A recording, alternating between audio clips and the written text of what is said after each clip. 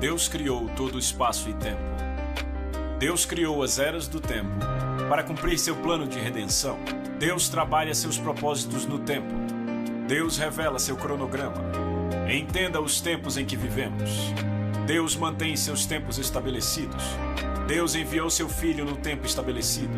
O fim acontecerá no tempo estabelecido. Deus planejou as eras do homem.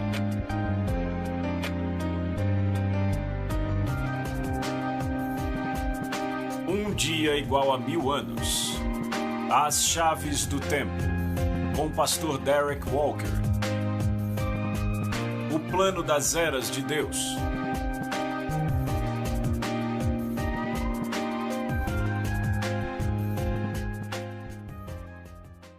Olá, hoje estudaremos e descobriremos uma grande chave que destrava o plano de eras de Deus.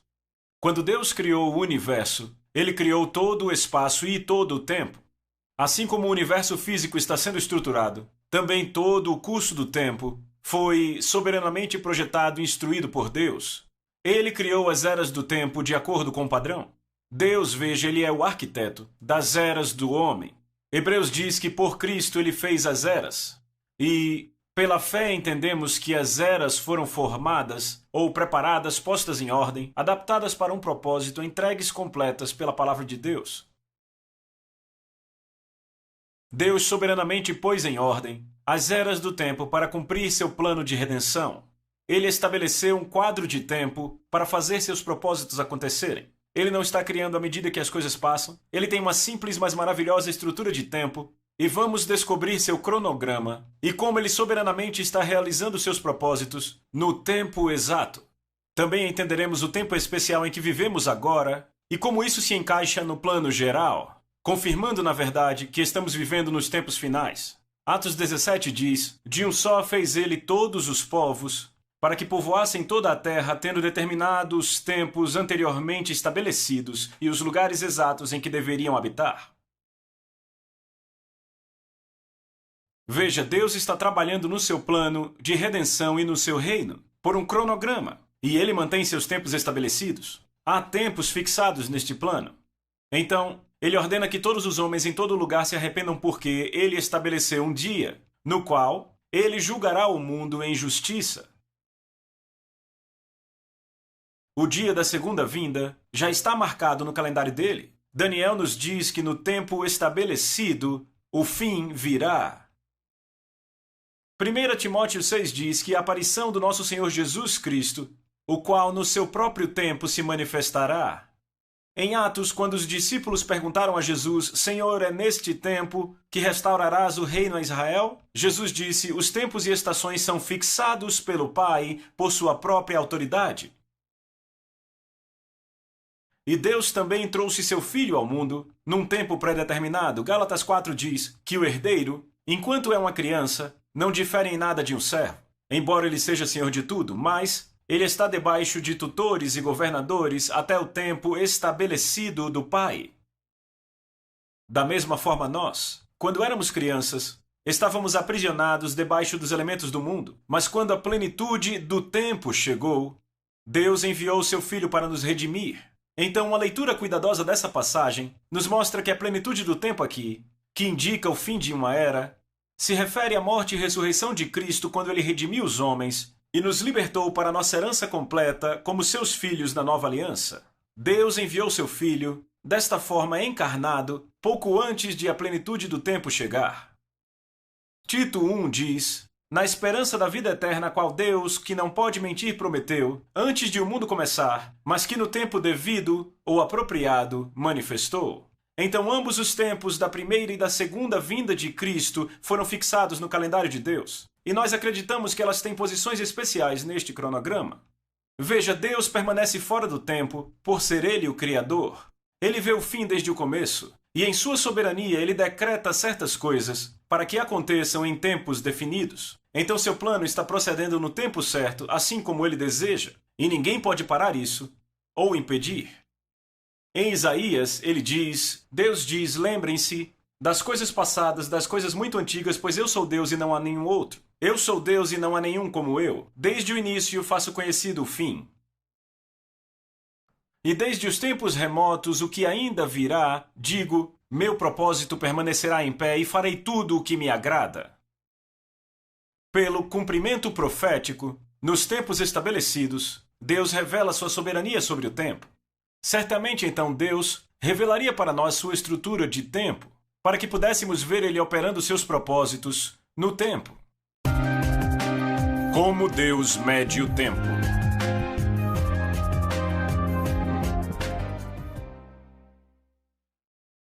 De fato, Deus dá muitas pistas na sua palavra de como Ele mede o tempo. Em Salmos 90, verso 12, ele diz: ensina-nos a contar nossos dias. Precisamos entender o tempo. Para quê? Para que nosso coração alcance sabedoria. Precisamos pedir a Deus que nos ensine como entender o tempo e como Deus o conta. E isso fará que nosso coração alcance sabedoria para vivermos nossa vida com um propósito. Antes, no mesmo salmo, ele nos dá a grande chave para entender o tempo. No verso 2, ele diz: antes de nascerem os montes e de criares a terra e o mundo, de eternidade a eternidade, tu és Deus. O Deus eterno. Ele está fora do tempo. Então ele vê todo o tempo se esticar diante dele. Assim ele pode exercer a soberania na sucessão de eras e no quanto elas duram. Ele determina como o tempo se desdobra. Em seguida, ele nos dá a grande pista para a planta que ele usa para isso. No verso 4, pois 1000 anos, na tua vista, são como o dia de ontem, que passou como as horas da noite. Alguns dizem que isso quer dizer que Deus, estando fora do tempo, não experimenta o tempo como nós. Mas certamente isso não quer dizer que Deus é vago a respeito do tempo, com todos os períodos de tempo sendo a mesma coisa de um para o outro para Deus. Não, Deus é o mestre dos matemáticos. E ele usa números precisamente com um propósito. Desta forma, muitos rabis judeus e pais da igreja têm visto isso como Deus dando um código, a chave para destravar sua estrutura geral do tempo. Em outras palavras, essa é a expressão exata de como Deus planejou o curso do tempo. Um dia com o Senhor são 1000 anos com o homem. Note que ele não diz que um dia é um longo tempo, mais 1000 anos. Não 20, 50, 300, 3000. Por que escolher 1000 ao invés de outro número? Esta mesma chave mestra é confirmada no Novo Testamento em 2 Pedro 3,8. Ele diz: amados, não sejam ignorantes sobre uma coisa, que um dia com o Senhor é como 1000 anos, e 1000 anos como um dia. Uma tradução mais literal diz: não deixem que este, ou não permitam que este fato escape da sua atenção. Em seguida, precisamos descobrir a planta fundamental que Deus projetou para a estrutura geral do tempo. Assim podemos usar a chave. Os 7 dias da criação.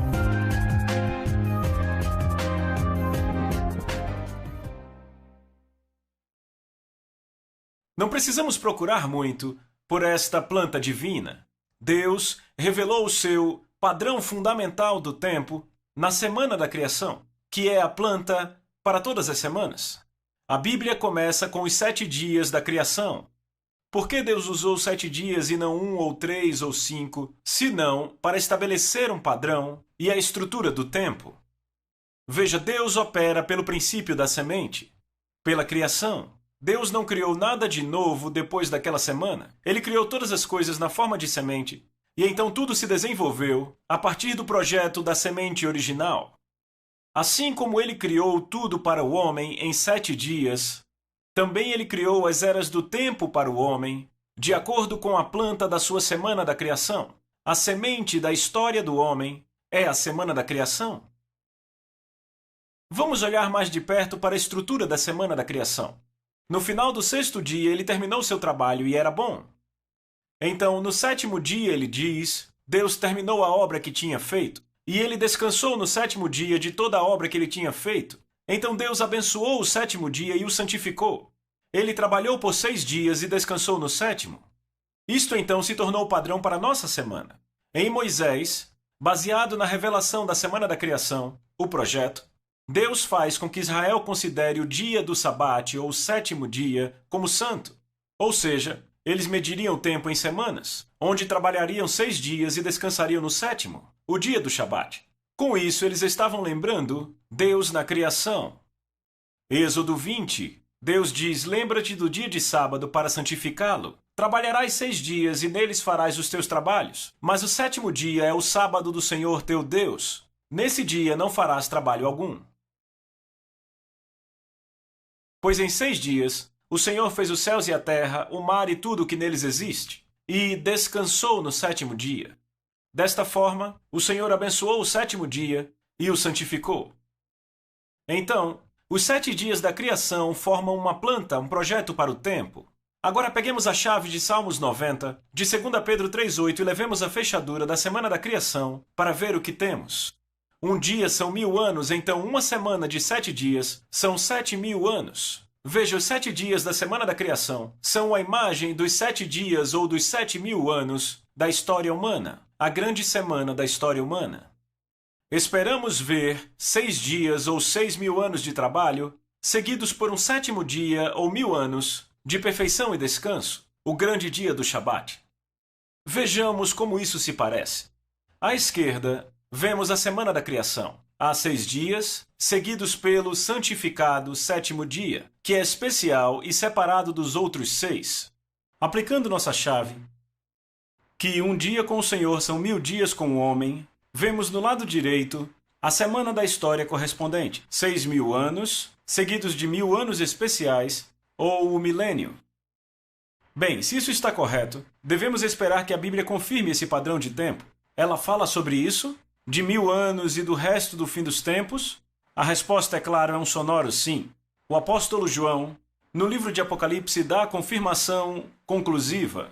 Os profetas do Velho Testamento previram essa era dourada quando o Messias vier e governar sobre a terra e estabelecer um reino de paz, quando até mesmo a terra será libertada da maldição e terá descanso. Por isso é chamado o reino messiânico. Tudo a respeito desse tempo é descrito com grande detalhe no Velho Testamento, fora por quanto tempo durará. Então, nossa chave aponta para este tempo como sendo o Shabat da história, o dia do Senhor, que perdurará por 1000 anos. Isso acontece depois de 6.000 anos dos homens tentando governar a terra. João confirma isto maravilhosamente no livro de Apocalipse. Ele o faz depois de descrever a segunda vinda de Jesus como Rei dos Reis e Senhor dos Senhores em Apocalipse 19. Ele passa então a descrever este período de 1000 anos.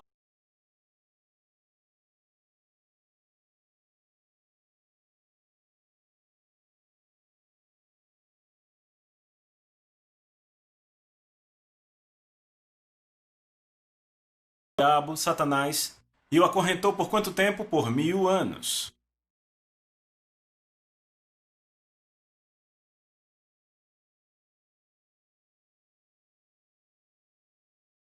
Até que terminassem os 1000 anos. Depois disso, é necessário que ele seja solto por um pouco de tempo. Vi tronos em que se assentaram aqueles a quem havia sido dada autoridade para julgar. Vi as almas dos que foram decapitados por causa do testemunho de Jesus e da palavra de Deus. Eles não tinham adorado a besta nem a sua imagem, e não tinham recebido a sua marca na testa nem nas mãos. Eles ressuscitaram e reinaram com Cristo durante 1000 anos. O restante dos mortos não voltou a viver até se completarem os 1000 anos. Esta é a primeira ressurreição. Felizes e santos os que participam da primeira ressurreição, sobre os quais a segunda morte não tem poder. Serão sacerdotes de Deus e de Cristo e reinarão com ele por quanto tempo? Durante 1000 anos.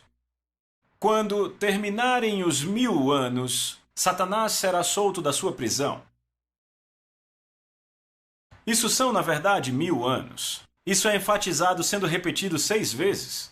Isso também destaca a sua importância. Como veremos, na época da escrita de João, esta teoria do tempo era amplamente aceita entre os judeus, assim como entre os cristãos, de forma que quando Deus revelou a João que aquilo levaria 1000 anos, passou a ser uma grande confirmação desta forma de pensamento sobre a estrutura de tempo de Deus. Quando Jesus retornar, um período preciso de 1000 anos foi pré-ordenado para acontecer. E apenas quando esse tempo terminar, poderá o próximo estágio começar. Está claro por isso que Deus avança na história do homem de acordo com um plano de tempo definido. Se assim não fosse, por que os 1000 anos seriam tão precisamente indicados para esse segmento da história? Este plano é uma semana de 7 dias, cada dia durando 1000 anos. Apocalipse 20 confirma isso, descrevendo um tempo de descanso, como vemos no fim da história, que durará 1000 anos. Este é o grande dia do Shabat. Os 7000 anos de história.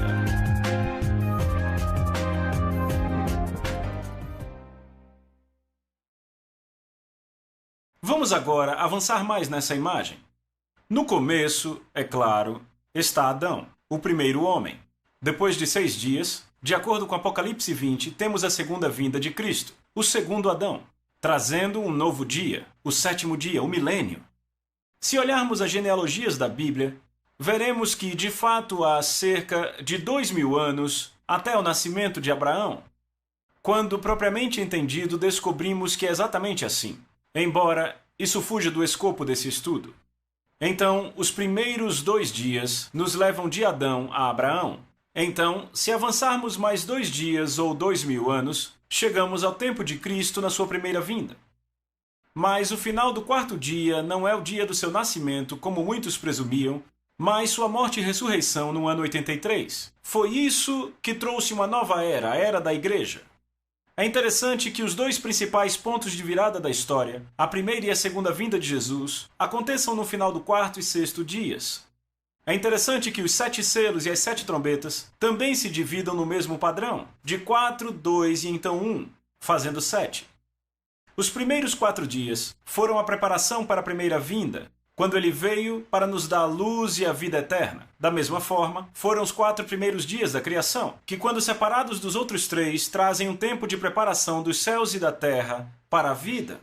Então, nos dias 5 e 6, ele trouxe a vida.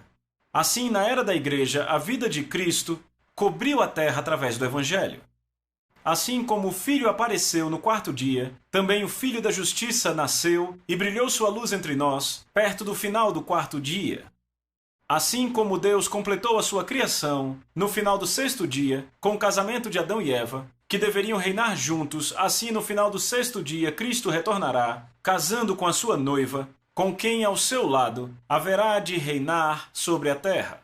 Como o 7º dia é um dia santo, do descanso e da perfeição do que Deus fez, então o 7º dia serão 1000 anos de santidade sobre a terra, com muitos desfrutando da perfeição do reino de Deus. Então temos 2 dias de Adão ao nascimento de Abraão. Gênesis de 1 a 11 trata dos primeiros 2000 anos. Ainda não há Israel, então eu vou chamar essa era de Era dos Gentios. Então temos 2 dias, do nascimento de Abraão até a cruz de Cristo. Esta é a era de Israel. De Gênesis 12 em diante, o resto do Novo Testamento e os Evangelhos tratam desses 2000 anos. Notem que há exatamente 4 dias, desde a fundação do mundo até a cruz. Nós vamos ver em breve uma maravilhosa confirmação disso no Cordeiro Pascal que deveria ser escolhido e separado na tenda exatamente 4 dias antes de ser sacrificado. Da mesma forma, Cristo, nosso Cordeiro Pascal, foi separado para ser sacrificado por nós desde a fundação do mundo por 4 dias, que são 4000 anos, antes de ele, na verdade, morrer na cruz. Então, nós temos 2 dias entre a primeira e a segunda vindas de Cristo. Esta é a era da Igreja. Então, temos o dia final, o 7º dia da história do homem, o milênio, o dia ou a era do Senhor. Que padrão maravilhoso! Você consegue ver a Bíblia inteira assumindo seu lugar? Tanta coisa faz sentido, uma vez que entendemos essa estrutura básica de tempo. Isso explica por que Jesus teve que vir quando veio, e por que ele retornará depois de 2000 anos, e então reinará por 1000 anos. O testemunho dos antigos escritores judeus.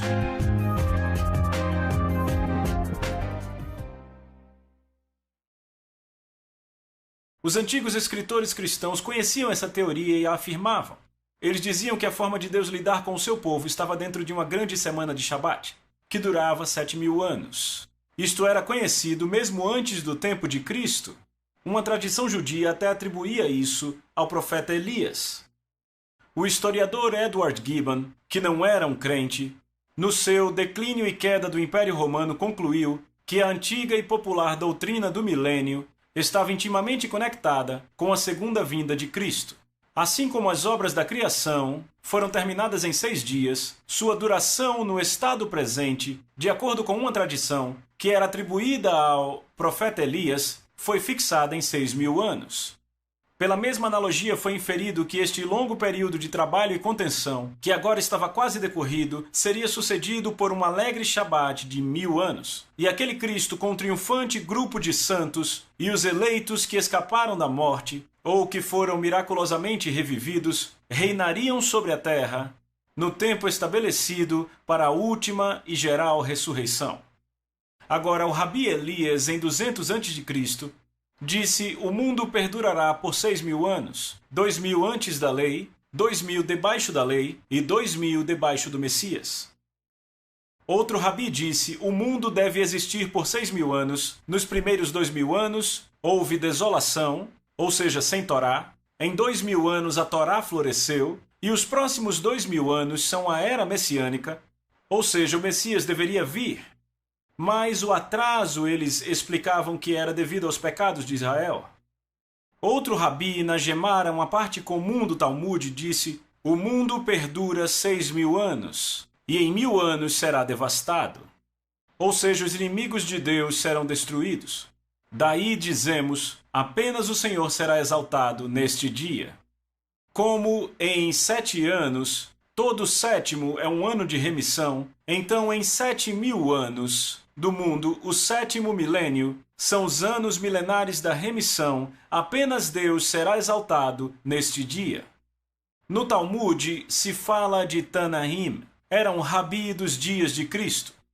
E este rabi disse que, como houve 6 dias de criação, o mundo durará por 6.000 anos. O 7º dia do mundo serão 1000 anos do governo do Messias.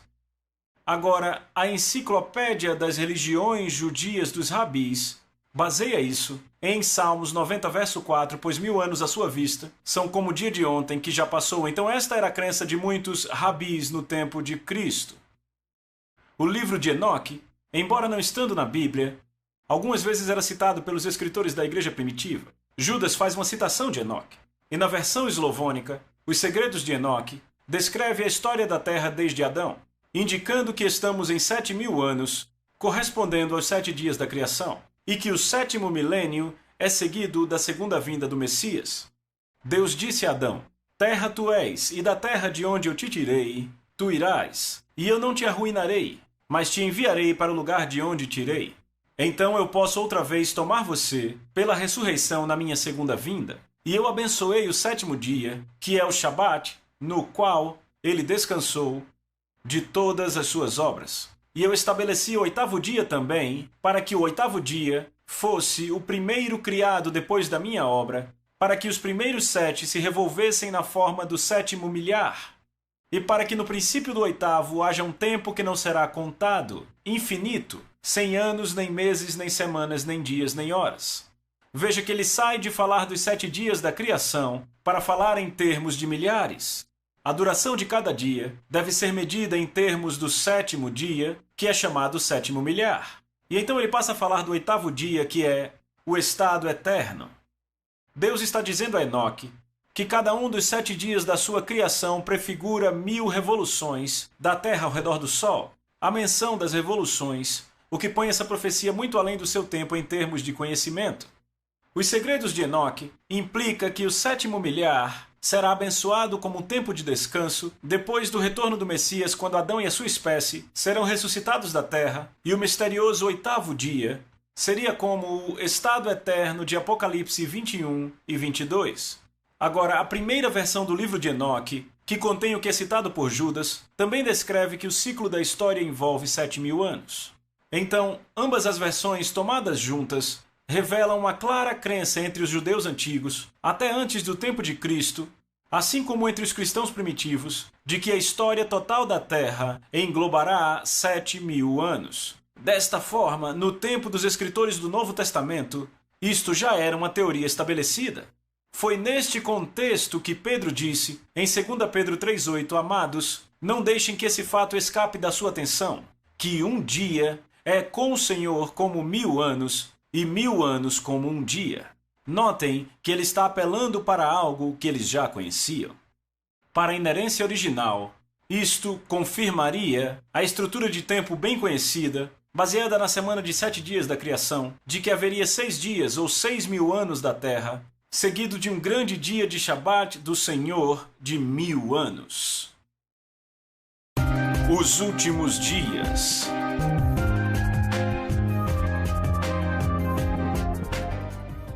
Estamos estudando a estrutura de tempo de Deus baseada na semana da criação, que assim como Deus completou sua criação em 6 dias e descansou no 7º, também depois de 6 dias ou 6.000 anos de história, ele estabelecerá seu reino de paz sobre a terra, que durará por um dia, ou seja, por 1000 anos, o grande Shabat, quando a terra entrará no seu descanso. Agora, esse conceito era bem conhecido entre os rabis judeus no tempo de Cristo. Sim, esse plano de Deus de 7.000 anos é baseado na tipologia, mas tanto o apóstolo Pedro quanto João confirmam isso no Novo Testamento. Vejamos primeiro o que Pedro tem a dizer quando ele discute a segunda vinda. 2 Pedro capítulo 3, antes de tudo saibam que nos últimos dias surgirão escarnecedores, seguindo suas próprias paixões, dizendo, onde está a promessa da sua vinda?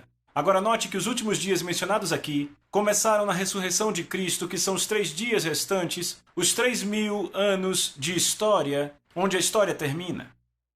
Então os escarnecedores dirão, desde que os antepassados morreram, tudo continua como desde o princípio da criação. Mas eles deliberadamente se esquecem que, pela palavra de Deus, existem céus e terra, esta formada da água e pela água o mundo daquele tempo foi submerso e destruído. Note que ele responde àqueles que duvidavam que o Senhor retornaria como juiz. Ele os responde voltando para a semana da criação, dizendo que o mesmo Deus que sobrenaturalmente formou o mundo e então em juízo inundou, iria um dia destruí-los pelo fogo. Verso 7. Pela mesma palavra, os céus e a terra que agora existem estão reservados para o fogo, guardados para o dia do juízo e para a destruição dos ímpios. Este juízo certamente virá no dia estabelecido, Pedro diz, no fim dos tempos. Ele cobriu o curso completo do tempo, conectando a criação com o juízo final. Ambos os eventos combinados. Então ele dá a chave para entender o cronograma soberano de Deus. Verso 8. Mas, amados, não sejam ignorantes disto. Ele está dizendo, você pode ser ignorante de tudo mais, mas apenas não seja ignorante deste fato. E ele continua que um dia com o Senhor é como 1000 anos e 1000 anos como um dia. Claramente, Pedro considerou isso como um fato de grande importância. Alguns dizem isso para dizer que o tempo não importa para Deus. Então um período vale tanto quanto o outro. Mas se esta fosse apenas uma declaração vaga, por que é que Deus trata isto como um fato?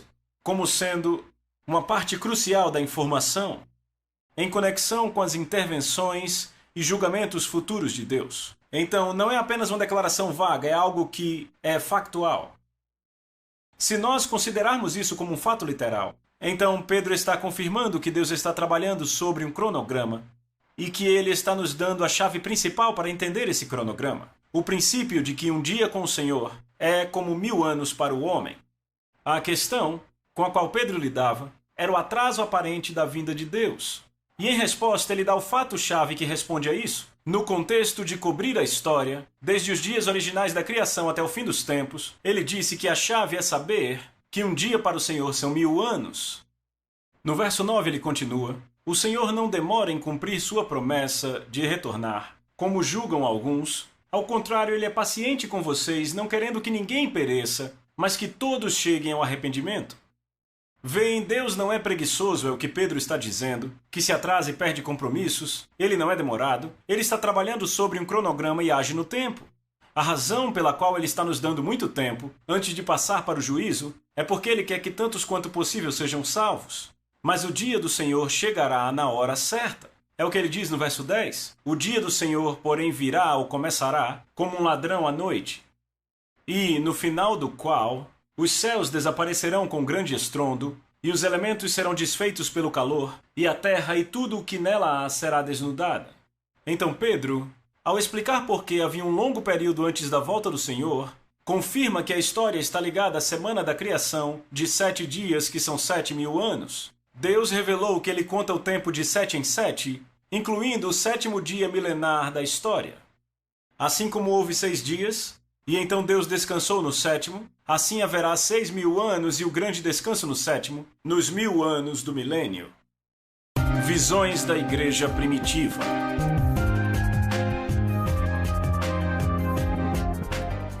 Os pais da Igreja Primitiva concordavam nesse campo. A Epístola de Barnabé, do 1º século, e muitos líderes da Igreja Primitiva acreditavam genuinamente que ela tinha sido escrita pelo Barnabé do Novo Testamento. O que viajava com Paulo, isso inclui Orígenes, Jerônimo, Clemente, Eusébio. Embora não faça parte da Bíblia, ela certamente nos conta sobre as crenças da Igreja Antiga. Barnabé, capítulo 15, diz o seguinte: Deus fez em 6 dias as obras das suas mãos, e ele as terminou no 7º dia. E ele descansou no 7º dia e o santificou. Considerem, meus filhos, o que isto significa. Ele as terminou em 6 dias, e o significado disso é este: que em 6.000 anos o Senhor Deus levará todas as coisas ao fim, pois com ele um dia é como 1000 anos, como ele mesmo afirma, testifica dizendo: eis que este dia será como 1000 anos. Desta forma, filhos, Barnabé diz, em 6 dias, que são 6.000 anos, todas as coisas serão cumpridas. E o que é que ele diz? E ele descansou no 7º dia. Ele quer dizer isto, que quando seu filho vier e abolir a estação do iníquo do anticristo, e julgar os ímpios, e mudar o sol e a lua, e as estrelas, então ele gloriosamente descansará naquele 7º dia.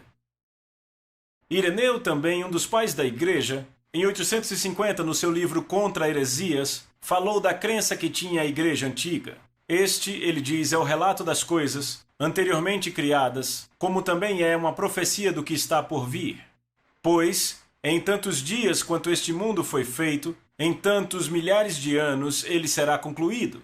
Pois, o dia do Senhor é como 1000 anos, e em 6 dias as coisas criadas foram completadas. É evidente desta forma que elas chegarão ao fim, no 6º milésimo ano. O historiador Edward Gibbon diz que o plano de 7.000 anos de Deus estava cuidadosamente inculcado na Igreja Antiga. Tanto judeus quanto cristãos conheciam isto desde o 1º século e antes. O estudioso cristão Lactâncio, em 830, tratou disso. No seu Institutos Divinos, ele diz: nós, a quem as Escrituras Sagradas instruem no conhecimento da verdade, conhecemos o começo e o fim do mundo, a respeito do que agora falaremos no final da nossa obra. Desta forma, saibam os filósofos gregos, que enumeram milhares de eras desde o começo do mundo, que o 6º milésimo ano ainda não está completo, e que quando este número se completar, a consumação deve acontecer. Ele também disse: porque todas as obras de Deus foram terminadas em 6 dias, é necessário que o mundo permaneça neste estado 6 eras, ou seja, 6.000 anos. Porque, tendo terminado as suas obras, ele descansou no 7º dia e as abençoou. É necessário que ao final do 6º milésimo ano, toda a maldade seja abolida para fora da terra e a justiça reine por 1000 anos.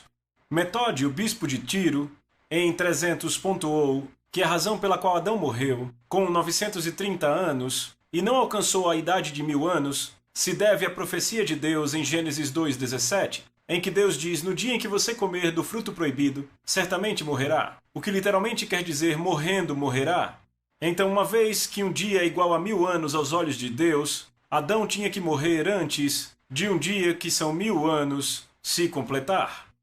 Também ele disse: uma vez que em 6 dias Deus fez os céus e a terra e terminou todo o mundo, e abençoou o 7º dia e o santificou, assim como por figura no 7º mês, quando os frutos da terra são colhidos, nós temos o comando de manter a festa dos tabernáculos para o Senhor, o que significa que quando este mundo for terminado, no 7º milésimo ano, quando Deus tiver completado o mundo, ele se regozijará em nós.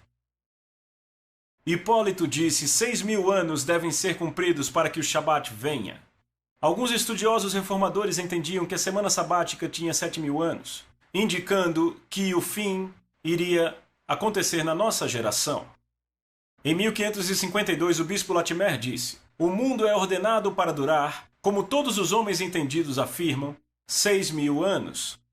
Agora, deste número, se passaram 5.552 anos, como sendo 1552 depois de Cristo, de forma que não há mais do que 448 anos. Ele estava buscando pelo ano 2000. Eles cometiam esse erro porque estavam contando, achando que a contagem começava com o nascimento de Jesus, quando, na verdade, os últimos 2.000 anos são medidos pela morte de Jesus. No século XVII, a famosa cronologia do arcebispo Ussher também incluía essa consideração. O famoso Dr. Johnson disse: "Por toda a escritura há uma marcante e típica representação de algum tipo de Shabat importante, como um grande septenário que ainda não aconteceu e que evidentemente parece ser o milênio, o septenário milenar, como sendo o grande Shabat de toda a terra. Mas escritos podem ter sido produzidos por outros escritores da Igreja Antiga, Vitorino, bispo de Petal, assim como Jerônimo, todos sustentavam o argumento no qual a Igreja Antiga cria, que o milênio começaria no final dos 6.000 anos a partir de Adão. Junto com 2 Pedro 3,8, isto aponta para a crença de que era um ensino dos apóstolos da Igreja primitiva. As eras do tempo.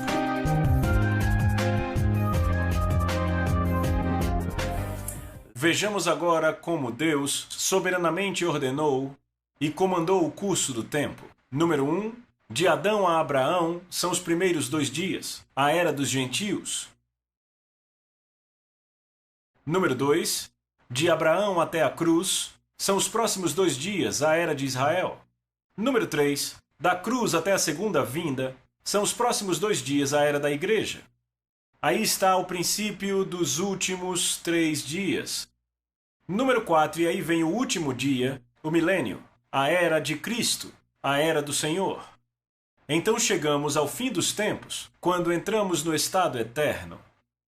Como poderíamos esperar, as 2 vindas de Cristo acontecem em 2 pontos de virada-chave neste cronograma. No final do 4º e do 6º dia. Da primeira vez ele veio para nos redimir, da segunda vez para reinar sobre nós. Notem que os 5 eventos-chave da história estão claramente marcados. Cada momento particular que sinaliza uma mudança de uma nova era no começo de um novo dia. Estes momentos-chave claramente dividem o tempo em 3 períodos de 2.000 anos e um período final de 1.000 anos. Estas são as eras do tempo. A primeira era, os primeiros 2.000 anos, a era dos gentios de Adão a Abraão, e isto inclui o dilúvio. A segunda era, os próximos 2.000 anos, é a era de Israel, de Abraão até a cruz. Deus aqui se move para se revelar e ao seu Messias através de um povo escolhido, Israel. E o nascimento de Abraão marca a origem desta nação. O êxodo, claro, aconteceu durante esta era. A era seguinte, os próximos 2.000 anos, é a era da igreja, que acaba com a tribulação de 7 anos. Este é o início dos últimos dias, e a coisa empolgante é a seguinte, que vivemos num período muito próximo do final desses 2.000 anos. O final de 6.000 anos da Terra. Desta forma, eu posso dizer com confiança que o Senhor está voltando em breve. A quarta era, os últimos 1.000 anos, é a era do Senhor. Este é o 7º dia, o grande Shabat do descanso, que durará 1.000 anos, como Apocalipse 20 confirma. Jesus, o Senhor do sábado, governará sobre a terra. Este grande Shabat milenar é certamente o cumprimento de todos os Shabates semanais, que foram observados para comemorar a plenitude da criação de Deus no 7º dia. Mas eles também apontam e são sombra de algo que Deus cumprirá no futuro, a plenitude do destino da criação no 7º dia milenar. Como diz Colossenses 2, os sábados são a sombra das coisas que virão. É por isso que Hebreus 4:9 diz: ainda resta um descanso sabático para o povo de Deus. O milênio está adiante. Os sabates semanais apontam para o grande dia sabático do milênio. A Adão foi dada a concessão de 6.000 anos de domínio sobre a terra. Desde a queda, Deus tem trabalhado para salvar o homem e estabelecer o seu reino na terra, que será cumprido no final do sexto dia, quando o segundo Adão toma a sua autoridade e reina.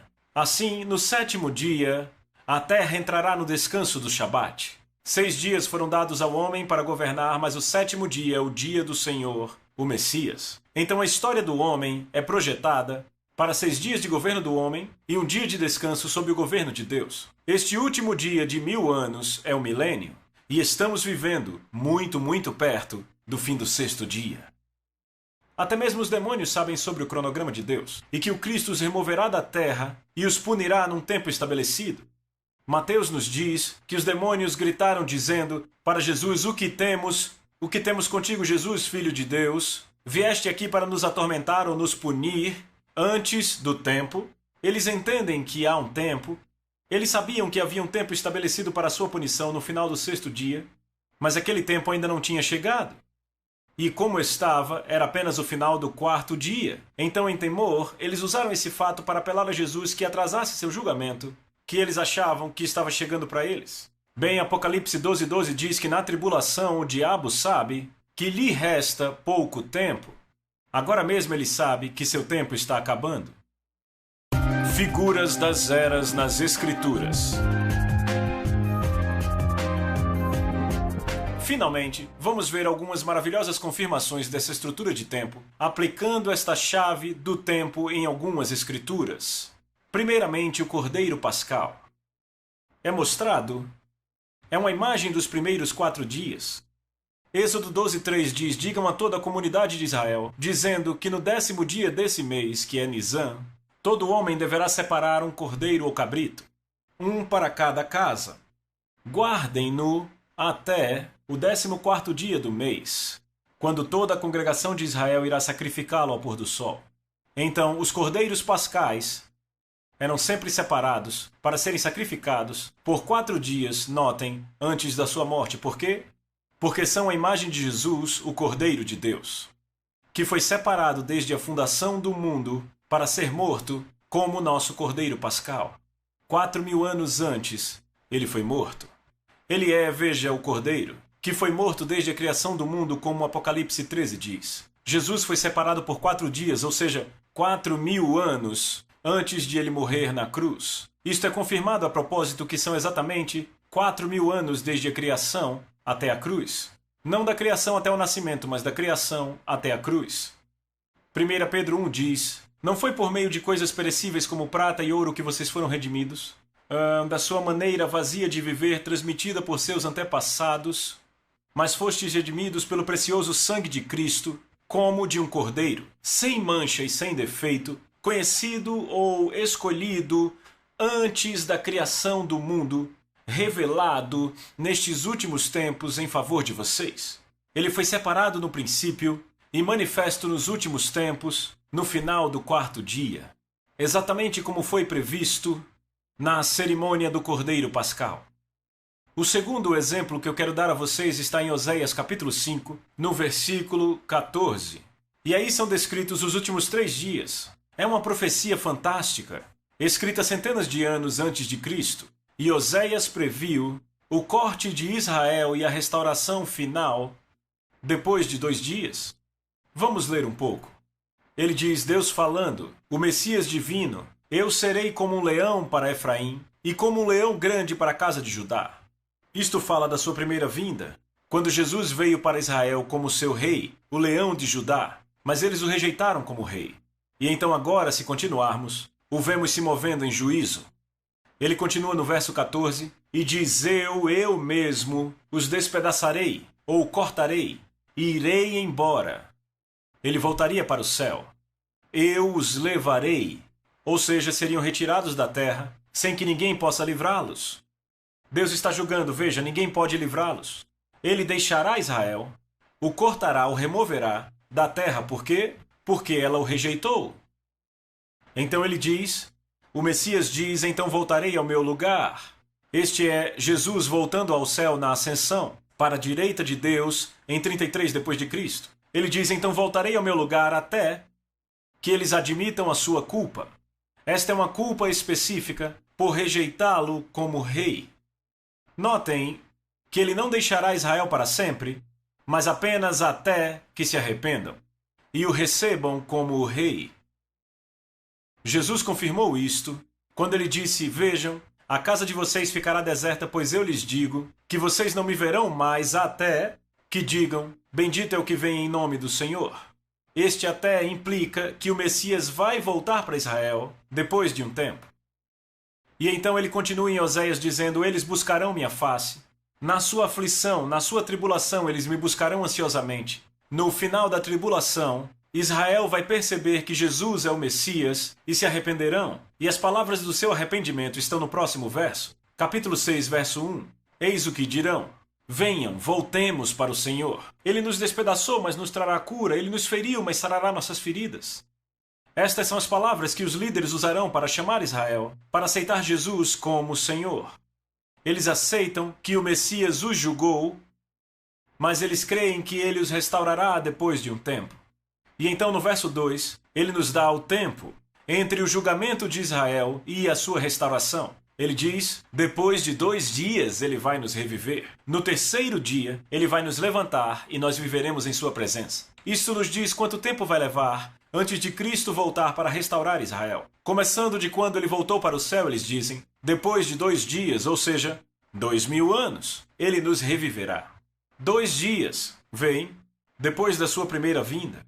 Quando passar esse tempo, ele retornará para salvar Israel. Assim ele vai retornar depois do fim do 6º dia, assim como o nosso cronograma previu. E então eles dirão: ao terceiro dia, ou seja, nos próximos 1000 anos, ele nos restaurará para que vivamos em sua presença. Esta é uma visão maravilhosa do Messias que restaurará Israel depois de 2000 anos, e ele reinará sobre eles durante o terceiro dia, os 1000 anos. Este é o milênio, e Apocalipse 20 confirma este padrão de tempo. Então Oséias 6:2 nos dá um panorama dos últimos 3 dias da história. E então continua dizendo: conheçamos, esforcemo-nos por conhecê-lo, ele virá, ou seja, virá do céu, quando a segunda vinda foi estabelecida, como o sol nasce de manhã. Isso é certo, definido como o sol nasce de manhã. Vem, assim como o sol nasce de manhã é certo que acontecerá, e há um tempo fixado. Então o Messias se levantará e virá, como o sol da justiça, enchendo a terra com a sua glória para começar um novo dia na história. Qual é o tempo fixado e estabelecido para isso? Depois de 2 dias, depois de 2000 anos, a partir da ascensão. Assim, 2000 anos depois do ano da cruz, não do seu nascimento, notem, da cruz, Israel será completamente restaurada na segunda vinda. E no milênio eles estarão na presença dele desfrutando grandes bênçãos espirituais, como Oséias descreve. E ele virá para nós como a chuva, como as chuvas da primavera que regam a terra. Vemos outro exemplo quando Jesus morreu e foi enterrado por 2 dias e ressuscitou no terceiro dia. E isso é representado por Israel. Israel da mesma forma será cortado, enterrado entre as nações por 2 dias, 2000 anos, e então se levantará no terceiro dia. Então Cristo é rejeitado por Israel e então vai para o céu por 2 dias, 2000 anos antes de retornar para um Israel arrependida, para reinar sobre ela no terceiro dia, de 1000 anos. Aleluia! Estamos, no momento, muito próximos do fim dos 2000 anos da sua primeira vinda. Foram 4 anos, 4000 anos de Adão até a cruz. Então Oséias prevê 2 anos, 2000 anos a partir da cruz para a segunda vinda. E então um dia final de 1000 anos, o dia sabático do milênio, o terceiro dia da profecia de Oséias. Estamos no final dos 2000 anos desde a cruz. E nós vemos Israel agora começando a ser restaurada a terra em preparação para ser restaurada para o Senhor. Isto certamente indica que Jesus virá na nossa geração. Vamos ver outra figura. Os 2000 anos de Abraão a Cristo são tratados em Gênesis 22, quando Deus ordenou a Abraão que sacrificasse seu filho Isaque. Uma figura de Deus oferecendo seu filho no mesmo monte Moriá. Foi uma jornada de 2 dias para Abraão, pois ele chegou no terceiro dia. Assim como Abraão e Isaque viajaram por 2 dias, sabendo que Isaque seria ofertado e então levantado dos mortos, então ao mesmo tempo Deus o Pai Foi numa jornada de 2000 anos com seu filho, como parceiro na aliança de Abraão, caminhando para a cruz, onde o filho ofereceria seu filho e o receberia de volta dos mortos. Ambos ofereceram os filhos, depois de uma jornada de 2 dias, e o receberam de volta ressuscitado no 3º dia. E isto confirma os 2000 anos de Abraão até Cristo e a cruz. Outro exemplo é a transfiguração. Depois de 6 dias, isso está em Mateus 17, diz: depois de 6 dias, Jesus tomou consigo Pedro, Tiago e João, e os levou em particular a um alto monte, e ele foi transfigurado diante deles. Sua face brilhou como o sol, e suas roupas se tornaram brancas como a luz. Veja Cristo em um monte, na sua glória depois de 6 dias. É uma imagem do seu glorioso reino que será estabelecido depois de 6 dias na história humana. Outra vez entendemos a frase muito usada, os últimos dias. Atos 2:17, 2 Pedro 3:3, 2 Timóteo 3:1. Isso agora ganha um novo significado. Vemos os dias passados, os 4 dias antes da cruz, e os últimos dias, que são os 3 dias depois da ressurreição. Então estamos nos últimos dias. Na verdade, estamos nos últimos dos últimos dias. Então outro exemplo é em Lucas 13, quando Jesus disse: vão dizer àquela raposa: expulsarei demônios e curarei o povo, hoje e amanhã, e no 3º dia eu estarei pronto. Agora, a linguagem usada aqui vai além da situação local e é uma profecia para os 2 dias da era da igreja, quando Jesus continuará fazendo milagres, e a seguir o seu reino estará pronto. Bem, o próximo exemplo é João 2, verso 1. Ele diz: no 3º dia houve um casamento em Caná da Galileia. No começo do 3º dia, a partir da primeira vinda de Jesus, haverá também um grande casamento, um tempo de grande alegria. E então há outro exemplo em João 4. Jesus deixou Israel para ir para Samaria de propósito, e quando muitos samaritanos o aceitaram, ele ficou lá em comunhão com eles, fora de Israel. E ele ficou lá por 2 dias. Esse é o verso 40. Esses 2 dias são proféticos para a era da igreja, os 2000 anos, durante os quais Cristo se mudou para habitar entre os gentios, com muitos deles crendo nele. Verso 41 diz isso. Ele revelou a eles a nova aliança, onde podiam adorar a Deus diretamente sem precisar ir para o templo judeu. Jesus foi enviado primeiro a Israel, mas os samaritanos o descobriram e o proclamaram no verso 42, que ele também era o Salvador do mundo todo. Então isso é uma figura do que Jesus faria depois da cruz. Depois dos 2 dias, então ele foi para Galileia no versículo 43. Então depois de 2 dias ele volta para Israel, e brevemente Jesus voltará para Israel. Depois do evangelho ter ido aos gentios, e Israel dará as boas-vindas a ele como seu Messias. Outro exemplo está em João capítulo 11, quando Jesus levanta Lázaro dos mortos. Os 4 dias de Lázaro na morte antes de ser ressuscitado são proféticos para os 4000 anos, de Adão até Cristo. Lázaro representa toda a humanidade que morreu em Adão.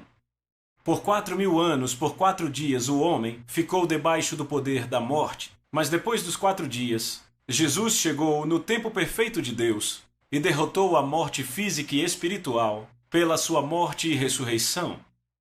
Então, Lázaro é uma figura do homem que estava morto em pecado por 4 anos, 4000 anos, sem esperança, mas então é levantado dos mortos para uma nova vida pela operação e palavra de Jesus. E Jesus usa Lázaro como exemplo porque ele diz: eu sou a ressurreição e a vida, e eu estou provando a vocês agora, levantando Lázaro da morte. O último exemplo vem da parábola do bom samaritano, e ela também revela que essa era em que vivemos terá 2000 anos. Vá para Lucas 10. Ele diz, no verso 30, um homem descia de Jerusalém para Jericó. Essa perigosa estrada de 13 milhas de 2 dias de viagem pelo deserto era chamada de Estrada Sangrenta. Com desfiladeiros e penhascos, era uma perfeita área de caçada para ladrões. Ela descia de 2.300 pés acima do nível do mar para 1.300 pés abaixo do nível do mar, o lugar mais baixo da terra, próximo ao Mar Morto. E foi muita tolice deste homem ir sozinho. Este homem representa todos nós em Adão. E ele diz Mas um samaritano, estando de viagem, chegou onde se encontrava o homem. Quando o viu, teve piedade dele. E Jesus veio numa missão, lá de cima da Jerusalém Celestial, para buscar e salvar o perdido. Quando não tínhamos poder para nos salvarmos, Jesus se tornou um homem, se tornou nosso vizinho, e ele veio até nós para nos salvar. A compaixão de Jesus por nós fez com que ele morresse por nós. E então ele diz, aproximou-se dele, e enfaixou-lhe as feridas, derramando nelas vinho e óleo. Ele nos curou e derramou o seu espírito em nós. O samaritano também o vestiu, assim como Jesus nos vestiu na sua justiça. E então ele diz, ele o colocou sobre seu próprio animal e o levou para uma hospedaria e cuidou dele. Ele nos elevou, veja, do pó onde estávamos, e ele nos levou para a igreja, um lugar de proteção, paz e segurança, longe de ladrões e de viajantes, um lugar de comida e bebida, onde podemos ser restaurados. Veja, Jesus instituiu a igreja como lugar onde ele pode cuidar de nós. A hospedaria é a igreja. Então ele diz no dia seguinte, quando o despediu, ele deu 2 denários ao hospedeiro e disse, cuide dele. Quando eu voltar, lhe pagarei todas as despesas que você tiver. Agora note que ele parte, mas vai voltar outra vez. E nesse meio tempo pôs nas mãos do hospedeiro, que é o Espírito Santo. Agora, havia na verdade uma hospedagem no meio do caminho entre Jerusalém e Jericó. E ele partiu, vem para voltar a Jerusalém. Da mesma forma, Jesus, tendo nos salvado, retornou a Jerusalém Celestial, mas ele não nos deixou sós, ele nos confiou aos cuidados do hospedeiro maravilhoso Espírito Santo. E toda a bênção que o Espírito nos dá agora é totalmente paga por Jesus e somos convidados para comer e beber na sua mesa. O hospedeiro já foi instruído para dar-nos tudo o que precisamos. Ele encherá nossas taças com vinho novo se pedirmos. Note a pista sobre quanto tempo Jesus estará fora. Ele deu ao hospedeiro 2 denários, que era o custo de 2 dias. Mateus 22 diz que o dono tinha combinado com os trabalhadores 1 denário por dia, era o salário. Isso significa, veja, que ele planejava estar fora por 2 dias, pois ele deu 2 dias de custos. E então ele voltaria. Isso confirma pelo fato de que ele estava 1 dia de viagem de Jerusalém até Jerusalém e 1 dia de viagem de volta. Então, ele estaria fora por 2 dias. Isso fala sobre Jesus, vindo a primeira vez para nos salvar e então voltando para Jerusalém Celestial por 2 dias, 2000 anos. E então ele voltará e nos levará de volta para Jerusalém com ele. Glória a Deus. Então Jesus está voltando em breve. A estrutura do tempo revela a soberania de Deus e sua glória. Ele é o Deus do tempo, é o Deus das eras, e ele confirma que de fato estamos vivendo nos últimos dos últimos dias.